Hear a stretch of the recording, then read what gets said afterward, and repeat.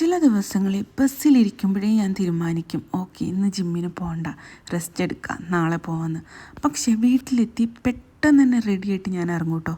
കാരണം ഒരു മിനിറ്റ് കൂടി ലേറ്റായി കഴിഞ്ഞാൽ എൻ്റെ മൈൻഡ് കൺവേർട്ടായി ഞാൻ അവിടെ തന്നെ ഇരിക്കും.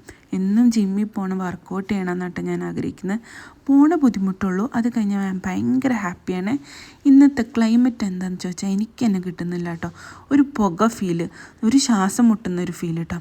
അങ്ങനെ ഇതാണ് എൻ്റെ ജിമ്മ്. ഈ ലൈഫ് സോൺ എന്ന് പറഞ്ഞിട്ടുള്ള നമ്മുടെ അബ്ബാസിയിലുള്ള ജിമ്മാണ്. ലേഡീസിനും ജെൻസിനൊക്കെ സെപ്പറേറ്റ് ആയിട്ടുള്ള ഒരു ജിം തന്നെയാണ് കേട്ടോ ഇത്. എനിക്കിവിടെ ഭയങ്കര കംഫർട്ടബിളാട്ടോ. ട്രെയിനേഴ്സൊക്കെ അടിപൊളിയാണ്. പിന്നെ അവിടുത്തെ നിൽക്കുന്ന ആൾക്കാരും ഭയങ്കര ഹെൽപ്ഫുള്ളാട്ടോ. ഈ വീഡിയോ ഇന്നലെ എടുത്തതല്ല കേട്ടോ, കുറച്ച് മുന്നേ ഞാൻ ഡ്രാഫ്റ്റിലിട്ട് വെച്ചതാണ്.